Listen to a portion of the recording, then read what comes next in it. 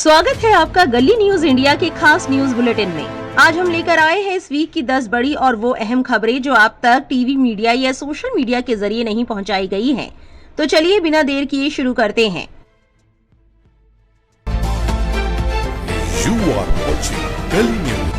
Report की खबर number 1। NATO जैसी सेना बनाने जा रहे इस्लामी देश, 70 साल में जो ना हुआ क्या इस बार होगा। अरब नाटो नाम तो सुना ही होगा, आजकल खूब चर्चा में है। वजह है कि कतर की राजधानी दोहा में 15 सितंबर को एक मीटिंग हुई। इसमें दुनिया के 80 मुस्लिम देशों के लीडर्स शामिल हुए। हमारा पड़ोसी पाकिस्तान न सिर्फ इस सम्मेलन में शामिल हुआ बल्कि बिरादरों को एक सलाह भी दी गई कि अब वक्त आ गया है कि एक इस्लामिक टास्क फोर्स बनाई जाए। सिर्फ पाकिस्तान ही क्यों, मिस्र यानी इजिप्ट तो काफी समय से कोशिश में है कि एक संयुक्त अरब सैन्य कमान बने और न सिर्फ उसका मुख्यालय काहिरा में हो बल्कि सेना का कमांडर भी इजिप्शियन हो। ये सब कुछ 9 सितंबर 2025 को शुरू हुआ। इस दिन कतर की राजधानी दोहा पर इजराइल ने मिसाइल दाग दी। निशाना था एक रिहायशी कंपाउंड जिसमें हमास के पॉलिटिकल लीडर्स जमा थे। अमेरिका के एक सीज फायर प्लान पर चर्चा चल रही थी जो गाजा की जंग को रोकने के लिए पेश किया गया था। शांति की इस बातचीत में एक मिसाइल ने खलल डाला। मिसाइल के निशाने पर थे हमास के नेता खलील अल हैया, जो सीज फायर की बातचीत में हमास की अगुवाई करते हैं। खलील अल हैया के बेटे समेत हमास के 5 सदस्य मारे गए, लेकिन अल हैया और हमास के बाकी सीनियर लीडर्स मिसाइल की चपेट में नहीं आए। इस हमले में कतर की सुरक्षा बल के एक जवान के भी मारे जाने की खबर आई। कतर ने इसे अपनी संप्रभुता पर हमला माना और अंतर्राष्ट्रीय कानून तथा अमेरिका की क्रेडिबिलिटी पर सवाल खड़ा कर दिया। हालांकि साल 2025 में कतर वो 7वां मुल्क था जिस पर इजराइल ने हमला किया था। इस हमले के पहले 72 घंटे में इजराइल ने 5 अलग अलग देशों फिलिस्तीन, लेबनान, सीरिया, ट्यूनीशिया और यमन पर हमला किया था। खाड़ी के देश सुरक्षा के लिए पूरी तरह से अमेरिका पर निर्भर हैं, लेकिन इधर उसकी उदासीनता ने अरब देशों का जैसे दिल ही तोड़ दिया। अरब देशों पर लगातार इजराइल के हमले के बाद भी अमेरिका की चुप्पी उन्हें झकझोर दिया। इन्हीं सब चीजों ने उन्हें मजबूर किया कि वो अपनी साझा सुरक्षा की कमान अपने हाथ में ले और लंबे समय से ठंडे बस्ते में पड़ी अरब नाटो परियोजना को साकार करने की दिशा में आगे बढ़े। अरब नाटो को बनाने की 3 खास वजह है। पहला, अरब देश इजराइल को अब ईरान से भी बड़ा खतरा मान रहे हैं। दोहा पर हमले के बाद ये धारणा और मजबूत हुई है। दूसरा, अरब देश गाजा में इजराइल के व्यवहार से नाराज हैं। उन्हें ये भी लगता है कि इजराइल के खिलाफ अमेरिका ने उन्हें नजरअंदाज कर दिया है।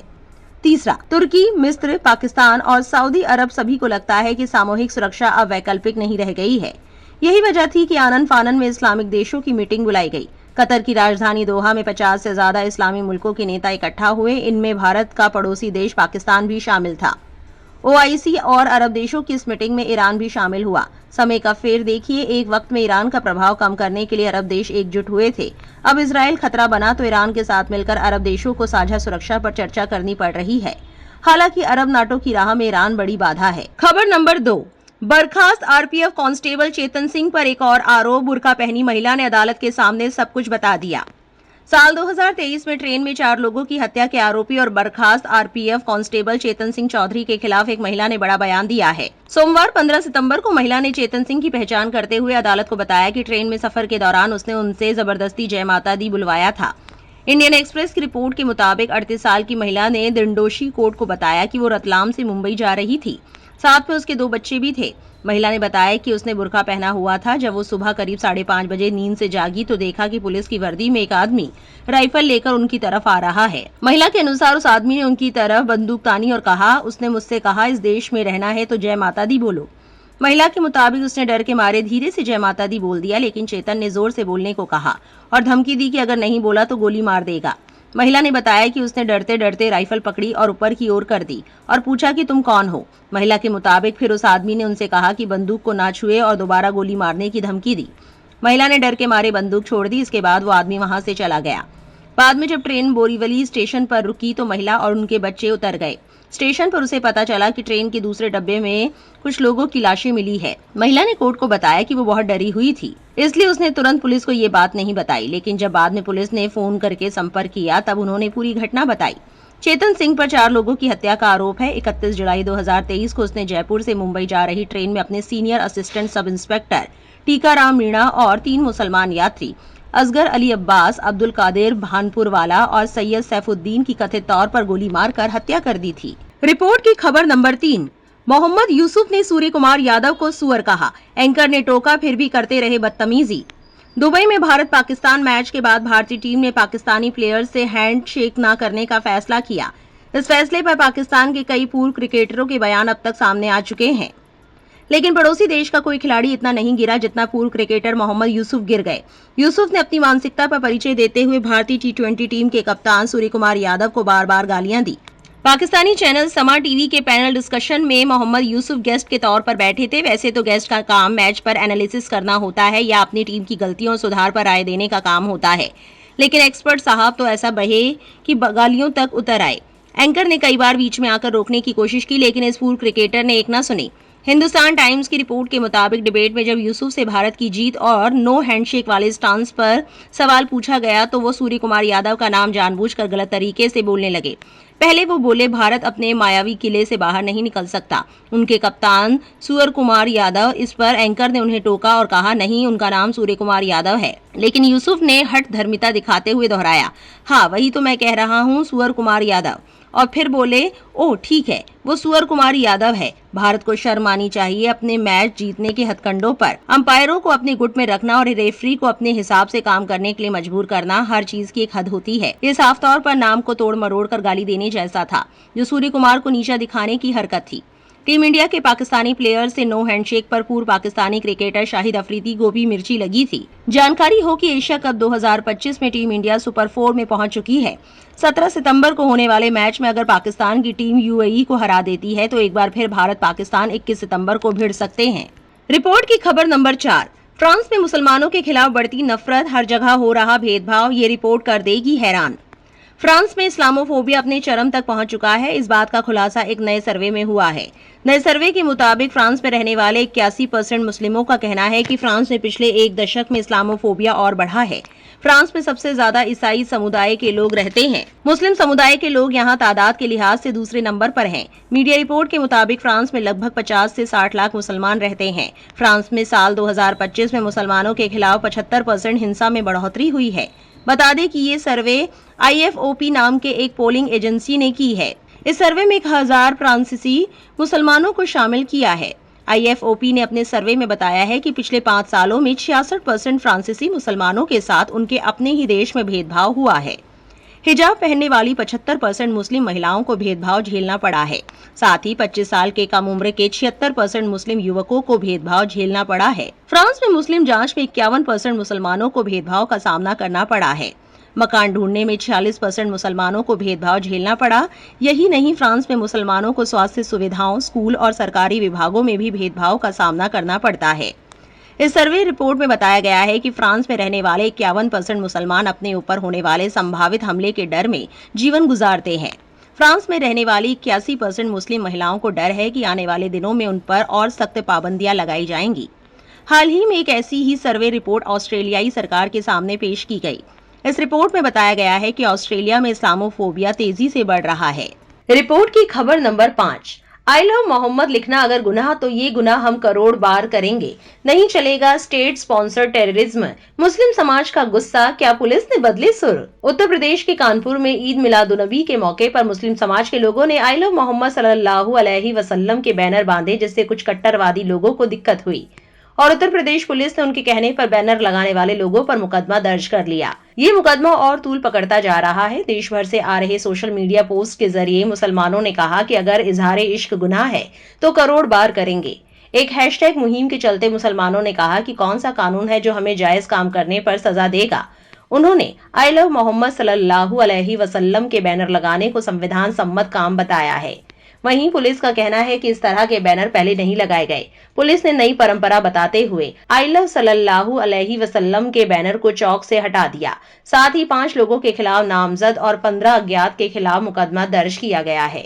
सोशल मीडिया प्लेटफॉर्म्स पर trending hashtag I love Muhammad के जरिए बहुत से लोगों ने मुस्लिम समुदाय के खिलाफ प्रशासन की कार्रवाई पर आक्रोश व्यक्त किया। उन्होंने कहा कि कुछ नफरत के सौदागर जिस तरह भाईचारे को तोड़ने की घिनौनी साजिश रच रहे हैं, अगर पुलिस प्रशासन भी कानून से बाहर जाकर इन नफरती लोगों का सहयोग करेगा तो फिर ऐसी नफरत को स्टेट स्पॉन्सर्ड टेररिज्म ही कहा जाएगा। जनता ने कहा, इस बात को देखा जा रहा है कि जहां भी सांप्रदायिक माहौल बनाया जाता है वहां पुलिस या तो मूक दर्शक की भूमिका निभाती है या फिर नफरती गैंग का कहीं न कहीं सहयोग करती दिखती है। ये देश और समाज के लिए घातक है और देश को कमजोर करने वाला है।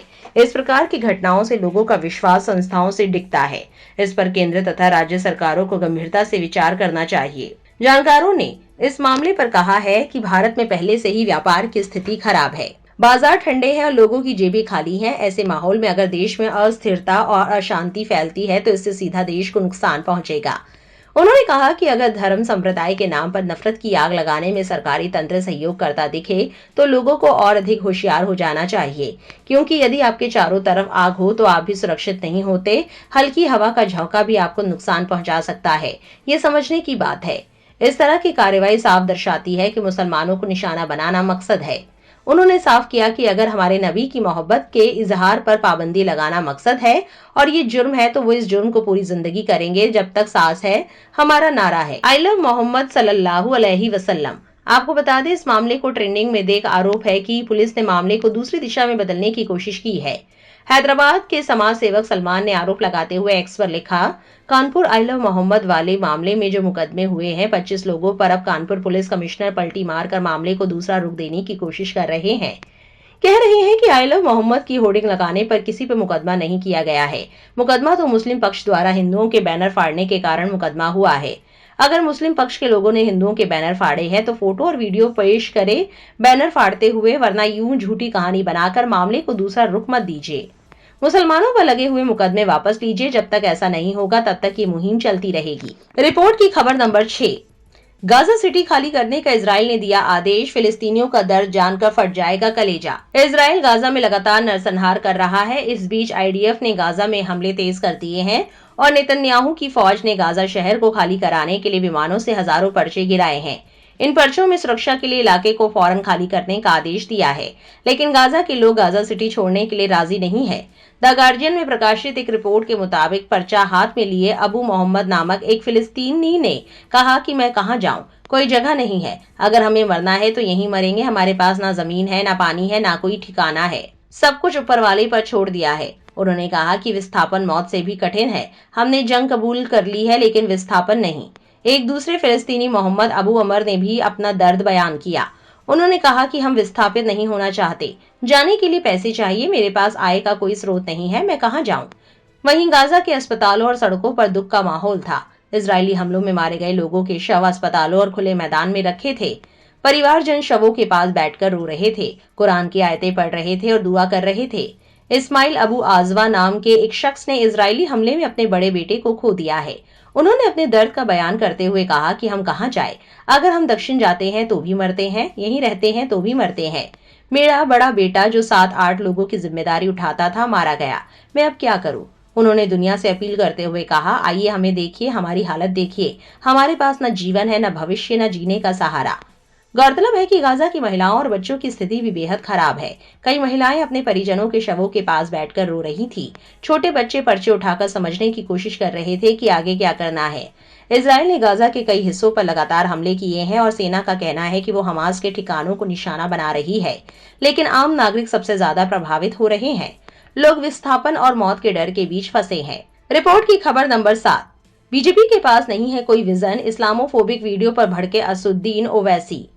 ऑल इंडिया मजलिस इत्तेहादुल मुस्लिमीन चीफ असुद्दीन ओवैसी ने 15 सितंबर को बीजेपी असम यूनिट के ऑफिशियल एक्स हैंडल से शेयर किए गए एआई जनरेटेड वीडियो की कड़ी आलोचना की है। ओवैसी ने लिखा, असम भाजपा ने एक एआई जनरेटेड वीडियो पोस्ट किया है जिसमें दिखाया गया है कि अगर भाजपा ना होती तो असम मुस्लिम बहुल होता। वे सिर्फ वोटों के लिए डर नहीं फैला रहे हैं। ये घिनौनी हिंदुत्व विचारधारा का असली रूप है। भारत में मुसलमानों का अस्तित्व ही उनके लिए एक समस्या है। उनका सपना मुस्लिम मुक्त भारत है। इस लगातार शिकायत के अलावा उनके पास भारत के लिए कोई विजन नहीं है। बीजेपी द्वारा जारी ये वीडियो सोशल मीडिया पर भारी विवाद का कारण बना है। नेटिजन्स ने आरोप लगाया कि रूलिंग पार्टी जानबूझकर सांप्रदायिक नफरत भड़काने और इस्लामोफोबिया फैलाने की कोशिश कर रही है। बीजेपी द्वारा जारी ये वीडियो सोशल मीडिया पर भारी विवाद का कारण बना है। नेटिजन्स ने आरोप लगाया कि रूलिंग पार्टी जानबूझकर सांप्रदायिक नफरत भड़काने और इस्लामोफोबिया फैलाने की कोशिश कर रही है। रिपोर्ट की खबर नंबर 8। सरकार ने 138 यूट्यूब वीडियो और 83 इंस्टाग्राम पोस्ट हटाने का आदेश दिया। रवीश कुमार ध्रुव राठी का आया रिएक्शन। भारत सरकार ने अडानी एंटरप्राइजेस पर आलोचनात्मक 138 यूट्यूब वीडियो और 83 इंस्टाग्राम पोस्ट हटाने का आदेश जारी किया है। ये कदम दिल्ली की एक अदालत ने 6 सितंबर को दिए गए अंतरिम आदेश के आधार पर उठाया गया, जिसके बाद कई पत्रकारों और यूट्यूबर्स ने इसे अभिव्यक्ति की स्वतंत्रता पर हमला बताया है। प्राप्त जानकारी के अनुसार भारत के सूचना एवं प्रसारण मंत्रालय ने यूट्यूब और इंस्टाग्राम को अडानी एंटरप्राइजेस की आलोचना वाले 138 वीडियो और 83 पोस्ट हटाने का निर्देश दिया है। ये निर्देश दिल्ली की एक अदालत द्वारा 6 सितंबर 2025 को जारी अंतरिम आदेश के आधार पर दिया गया है। ये आदेश अडानी समूह द्वारा पत्रकार परंजय गुहा ठाकुरता और रवि नायर सहित कई पत्रकारों के खिलाफ मानहानि के मामले में दिया गया था। यूट्यूबर रवीश कुमार ने इस खबर का जिक्र करते हुए सोशल मीडिया एक्स पर लिखा, आज के भारत की #माई_मोदी स्टोरी मुझे भी यूट्यूब से सूचना भेजी है कि अडानी पर बने वीडियो खुद हटा लूं या फिर वो हटा देगा। सूचना मंत्रालय ने कई लोगों और संस्थाओं को नोटिस जारी किया है। इनमें न्यूज लॉन्ड्री, द वायर सहित ध्रुव राठी, अभिसार, अजीत अंजुम, आकाश बैनर्जी के वीडियो के भी लिंक हैं। कुल 138 वीडियो हटाए जाने हैं। इंस्टाग्राम पर भी पोस्ट किए गए वीडियो हटाने होंगे। आज अडानी वीडियो टेक डाउन दिवस है। अगर कोई यूट्यूबर इसी पर वीडियो बनाए कि अडानी पर बने 138 वीडियो टेक डाउन करने के आदेश दिए गए हैं, तो क्या उसकी वीडियो को भी टेक डाउन किया जाएगा? टेक डाउन का मतलब होता है वीडियो डिलीट करना। यूट्यूबर अभिसार शर्मा ने सोशल मीडिया एक्स पर लिखा, अडानी ग्रुप ने मेरे खिलाफ शो पर मानहानि का आपराधिक मामला दर्ज किया है, जिस पर असम सरकार ने 152, 196 और 197 के तहत केस दर्ज किए हैं। कोर्ट के आदेश के आधार पर मुझे यूट्यूब से वीडियो हटाने का मेल मिला है। इसमें मेरे ध्रुव, रवीश, आकाश, अजीत अंजुम और दीपक शर्मा के अडानी पर बनाए सभी वीडियो शामिल हैं। इस पर प्रतिक्रिया देते हुए सुप्रीम कोर्ट के वरिष्ठ वकील प्रशांत भूषण ने लिखा, ये टेक डाउन ऑर्डर अभिव्यक्ति की स्वतंत्रता का गंभीर उल्लंघन है। मानहानि पर कानून स्पष्ट है। यदि आरोपी ये कहता है कि उसने सच कहा है और वो कथित मानहानिकारक बयानों को सही ठहराना चाहता है, तो अदालत कोई निषेधाज्ञा जारी नहीं कर सकती और न ही take down order. YouTuber Dhruv Rathee ने लिखा, अडानी एक अदालती आदेश का गलत इस्तेमाल करके 130 से ज्यादा यूट्यूब वीडियो को ब्लॉक करवा रहे हैं। उनका दावा है कि ये वीडियो उनकी बदनामी कर रहे हैं, लेकिन हकीकत में ज्यादातर वीडियो उनके बारे में सिर्फ फैक्ट्स पर आधारित खबरें दिखा रहे हैं। मैं इस बेतुके सेंसरशिप की मांग को नहीं मानूंगा और इसे अदालत में चुनौती दूंगा। रिपोर्ट की खबर नंबर 9, सूप में पेशाब करने वाले 2 किशोरों पर 2.5 करोड़ रुपए से ज्यादा का जुर्माना, जाने पूरी घटना। चीन के एक हॉटपॉट रेस्टोरेंट में सूप के बर्तन में पेशाब करने वाले 2 किशोरों को कोर्ट ने $3 लाख यानी करीब 2 करोड़ 70 लाख रुपए जुर्माने की सजा सुनाई है। ये रकम 2 कैटरिंग कंपनियों को दी जाएगी। ये घटना फरवरी में चीन की सबसे बड़ी हॉटपॉट चेन हैडिलाओ की शंघाई की एक शाखा में हुई थी। शराब पीने के बाद 17 वर्षीय दोनों लड़कों ने ये हरकत की थी और उसका वीडियो ऑनलाइन पोस्ट किया था, जिसके बाद घटना की व्यापक आलोचना हुई थी। हालांकि कहीं भी ये संकेत नहीं मिला था कि दूषित सूप किसी ग्राहक ने पिया हो, लेकिन हैडिलाओ ने घटना के बाद कुछ दिनों तक वहां खाना खाने वाले हजारों ग्राहकों को मुआवजा देने की पेशकश की थी। मार्च में हैडिलाओ ने 2.5 करोड़ रुपए से अधिक के नुकसान का दावा किया था। उसका कहना था कि इसमें ग्राहकों को दी गई मुआवजे की राशि भी शामिल है। पिछले शुक्रवार को शंघाई की एक अदालत ने पाया कि दोनों किशोरों ने अपमानजनक हरकतों के जरिए कंपनी की संपत्ति के अधिकार और प्रतिष्ठा का उल्लंघन किया। साथ ही अदालत ने कहा कि उनकी हरकत से बर्तन दूषित हुए और जनता में गहरी असुविधा पैदा हुई। सरकारी मीडिया ने रिपोर्ट किया कि अदालत ने यह भी पाया कि किशोरों के माता पिता अभिभावक होने का फर्ज निभाने में नाकाम रहे। साथ ही ये भी आदेश दिया कि मुआवजा अभिभावक ही देंगे। इस मुआवजे की कुल रकम में से 2 करोड़ 47 लाख रुपए की रकम ऑपरेशनल और प्रतिष्ठान के नुकसान के लिए, तकरीबन 16 लाख रुपए कैटरर्स को बर्तनों के नुकसान और सफाई के खर्चों के लिए और तकरीबन 8,65,000 रुपए कानूनी खर्चों के लिए दिए गए हैं। हालांकि अदालत ने यह भी कहा कि हैडिलाओ का ग्राहकों को दिया गया अतिरिक्त मुआवजा, जो कि उनके असली बिल से कहीं अधिक था, वो एक स्वैच्छिक व्यावसायिक निर्णय था, इसलिए इसका बोझ किशोरों पर नहीं डाला जा सकता। हैडिलाओ ने 24 फरवरी से 8 मार्च के बीच रेस्टोरेंट आने वाले 4,000 से अधिक ग्राहकों को पूरा पैसा वापस करने और उनके बिल से 10 गुना नकद मुआवजा देने की पेशकश की थी। साथ ही कंपनी ने सभी हॉटपॉट उपकरण बदल दिए थे और बताया था कि कंपनी ने सफाई और कीटाणु हटाने का काम कराया है। हैडिलाओ ने अपनी पहली शाखा सिचुआन प्रांत के जियानग्यांग में शुरू करने के बाद तेजी से विस्तार किया। आज इसके दुनिया भर में 1000 से अधिक रेस्टोरेंट हैं। ये कंपनी अपने ग्राहक सेवा और पारिवारिक माहौल के लिए जानी जाती है, जहां टेबल का इंतजार करते समय महिलाओं को मैनिक्योर की सुविधा और बच्चों को कैंडी फ्लॉस दी जाती है। इस रिपोर्ट की खबर नंबर 10, यूसुफ पठान पर गुजरात हाईकोर्ट ने की तल्ख टिप्पणी, क्या है पूरा मामला। गुजरात हाईकोर्ट ने पूर्व क्रिकेटर और तृणमूल कांग्रेस के सांसद यूसुफ पठान को वडोदरा में एक भूखंड पर कब्जा छोड़ने का आदेश दिया है। हाईकोर्ट ने अपने आदेश में कहा कि मशहूर हस्तियों और सेलिब्रिटी की जवाबदेही दूसरों के मुकाबले कहीं अधिक है और कानून के उल्लंघन के मामले में अगर उन्हें कोई रियायत दी जाती है तो इससे समाज में गलत संदेश जाता है। गुजरात हाईकोर्ट ने यूसुफ पठान की याचिका को खारिज कर दिया और नगर निगम को जमीन से अवैध कब्जा हटाने को कहा। 12 सितंबर को वडोदरा नगर निगम के एक अधिकारी ने बताया था कि निगम ने यूसुफ पठान के कब्जे वाले भूखंड को वापस पाने की प्रक्रिया शुरू कर दी है। हाईकोर्ट ने ये फैसला 21 अगस्त को सुनाया था, लेकिन ये ऑर्डर 2 सितंबर को कोर्ट की वेबसाइट पर अपलोड किया गया। मार्च 2012 में यूसुफ पठान ने पहली बार इस प्लॉट का अलॉटमेंट हासिल करने के लिए अर्जी दी थी। अर्जी में कहा गया था कि 978 वर्ग मीटर क्षेत्रफल का ये भूखंड सुरक्षा कारणों से उन्हें आवंटित किया जाना चाहिए, क्योंकि ये उनके बंगले से सटा हुआ है। 30 मार्च 2012 को वडोदरा नगर निगम की स्टैंडिंग कमेटी ने वैल्यूएशन प्रक्रिया के बाद ये भूखंड यूसुफ पठान को आवंटित करने का फैसला किया और कीमत रखी 57,270 रुपए प्रति वर्ग मीटर। 2 महीने बाद निगम की जनरल बॉडी में भी इस फैसले पर सहमति जताई, क्योंकि इस मामले में जमीन बगैर नीलामी के आवंटित की जानी थी।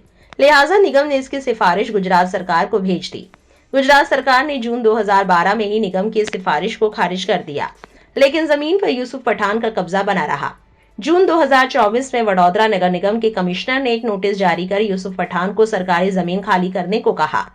पठान ने नगर निगम के इस नोटिस को चुनौती देते हुए गुजरात हाईकोर्ट में याचिका दाखिल की। पठान ने 20 जून 2024 को इस मामले में गुजरात हाईकोर्ट का रुख किया था। पठान ने अपनी याचिका में कहा कि क्योंकि मामला 10 साल से अधिक पुराना है और जिस भूखंड को लेकर नोटिस भेजा गया है वो भी उनके ही कब्जे में है, इसलिए वडोदरा नगर निगम को अतिक्रमण हटाने और नगर निगम का प्लॉट फ्री करने का नोटिस देने के बजाय उन्हें कारण बताओ नोटिस जारी करना चाहिए था। यूसुफ ने कहा कि उन्हें इस भूखंड को खरीदने का मौका दिया जाना चाहिए। यूसुफ पठान ने अपनी अर्जी में ये भी दलील दी कि चूंकि ये जमीन नगर निगम की है, इसलिए राज्य सरकार इस जमीन को बेचने के लिए मना नहीं कर सकती। आपकी क्या राय है इन तमाम खबरों को लेकर? अपनी राय कमेंट में जरूर लिखें और ऐसी और जरूरी खबरों के लिए गली न्यूज को सब्सक्राइब करना ना भूलें।